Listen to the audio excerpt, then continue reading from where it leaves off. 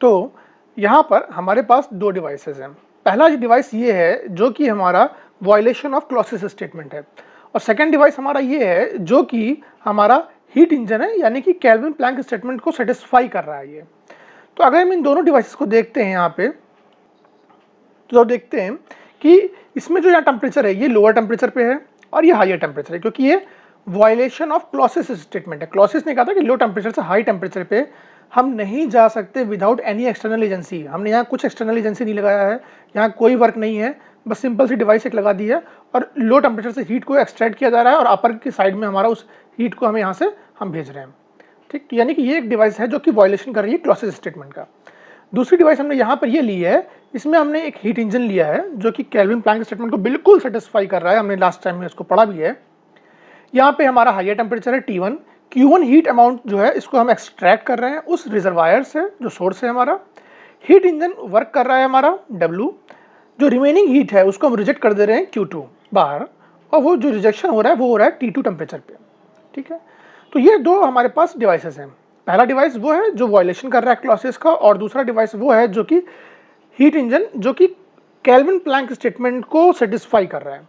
अब अगर हम इन दोनों स्टेटमेंट्स को देखें और इन दोनों डिवाइसेस को हम अगर क्लब कर देते हैं, यानी कि कंबाइन कर देते हैं इन दोनों डिवाइसेस को, तो देखते हैं क्या होता है। तो देखिए, अगर इन दोनों डिवाइसेस को हम कंबाइन करें तो ये हमारा था valid for Kelvin Planck statement, एक हीट इंजन, ये हमारा था वायलेशन ऑफ क्लॉसेस स्टेटमेंट। ठीक है, और इन दोनों को जैसे ही हमने कंबाइन किया तो हमारे पास एक ये डिवाइस बन के आ गई यहाँ पे ये। अब इसमें देखिए क्या है कि दोनों ही एंड्स पे नीचे हमारा लोअर टेम्परेचर था, यहाँ भी और यहाँ भी, तो ये तो टोटल जो रीजन हो गया ये लोअर टेम्परेचर का हो गया, एक हमने रिजर्वायर बना दिया। सेम जो ऊपर का था हमारा हायर टेम्परेचर यहाँ पर भी है और हायर टेम्परेचर हमारा यहाँ पर भी है, तो इन दोनों को भी हमने क्लब कर दिया और एक हमारा हायर टेम्परेचर का रीजन हमारा यहाँ बन गया। यानी कि जो सोर्स है और सिंक है तो दोनों रिजर्वायर सेम थे, तो हमने वहाँ दोनों रिजर्वायर्स में उनको इकट्ठा कर दिया, हमने एक सेम बना दिया। अब उनके बीच में हमारी दोनों डिवाइसेस काम कर रही हैं, यानी कि जो टेम्परेचर लिमिट्स थी, तो जो भी टेम्परेचर लिमिट्स थी उन टेम्परेचर लिमिट्स को हमने कांस्टेंट सेम बना दिया और उनके बीच में अपनी डिवाइसेस को हमने ऐड ऑन कर दिया। ऐड ऑन करने के बाद अगर हम देखें तो यहाँ पे हमारा ये डिवाइस था जो कि हमारा क्लॉसेस स्टेटमेंट को वायलेट कर रहा था यहाँ पे, और ये डिवाइस जो है हमारा यहाँ पे ये केल्विन प्लैंक स्टेटमेंट को सेटिस्फाई करता हुआ है। अब इन दोनों को अगर हम क्लब करें तो देखा हमने ये, अगर आप इस फिगर में देखें ध्यान से तो यहाँ पे क्या है कि ये जो डिवाइस है इस डिवाइस में Q2 अमाउंट ऑफ हीट को यहाँ से एक्सट्रैक्ट किया जा रहा है, उसको फिर हम ऊपर भेज रहे हैं, वो ऊपर जा रहा है हायर टेम्परेचर के रिजर्वायर पे अपनी हीट को रिजेक्ट कर रहा है। ठीक, जो कि डिवाइस बनाना इम्पॉसिबल, हमने मान लिया कि हमने बना ली उस कंडीशन पे, नहीं वॉयलेट करके हम चल रहे हैं। और यहाँ पर क्या हो रहा है कि उसी हीट टेम्परेचर जो है जहाँ से हम भेजी थी हमने हीट, उसी सोर्स से जो हाई टेम्परेचर है वहाँ से हीट को एक्सट्रैक्ट किया जा रहा है और वर्क कराया जा रहा है, रिमेनिंग हीट को बाहर भेजा जा रहा है और वो लोअर टेम्परेचर पे जा रहा है। तो अगर हम इन दोनों को देखें तो हम ये कर सकते हैं क्योंकि यहाँ से हम हीट जो भेज रहे हैं ये Q1 अमाउंट ऑफ हीट यहाँ जा रहा है, Q1 अमाउंट ऑफ हीट यहाँ पे आ रहा है, तो क्यों हम इसको सीधे इसमें ना जोड़ दें जो हमने यहाँ पे किया है कि Q1 अमाउंट ऑफ हीट को सीधे हमने यहाँ जोड़ दिया है।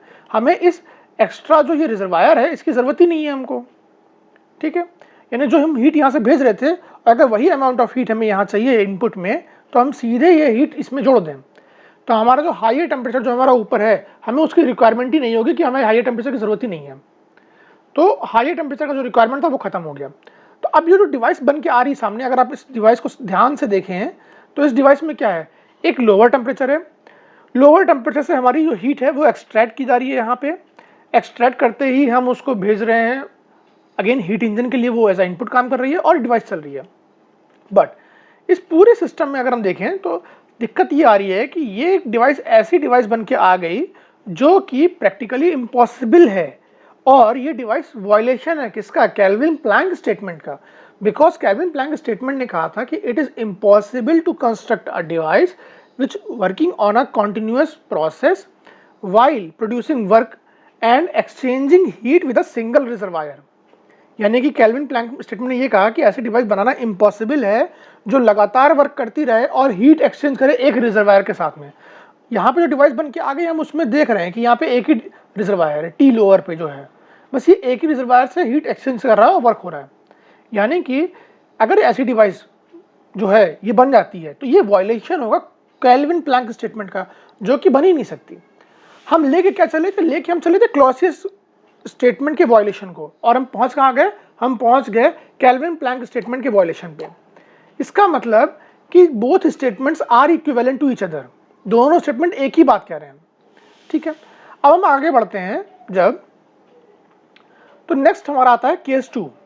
केस 2 में हम क्या लेके चल रहे हैं कि violation of Kelvin Planck statement लेके चल रहे हैं। तो केस 2 जो है हमारा, ये है violation of Kelvin Planck statement. अब देखते हैं कि वायलेशन ऑफ कैल्विन प्लैंक, पहला में लिया था वायलेशन ऑफ क्लॉसियस स्टेटमेंट, यहाँ पे ले रहे हैं violation of Kelvin Planck statement. तो हम एक ऐसी डिवाइस लेंगे जो कि वायलेशन कर रही होगी कैल्विन प्लैंक स्टेटमेंट का, और हम फर्दर सॉल्व करके देखते हैं कि जो डिवाइस बनेगी वो बनती है या वो वायलेशन कर रही है क्लॉसियस स्टेटमेंट का। तो चलिए शुरू करते हैं इसको।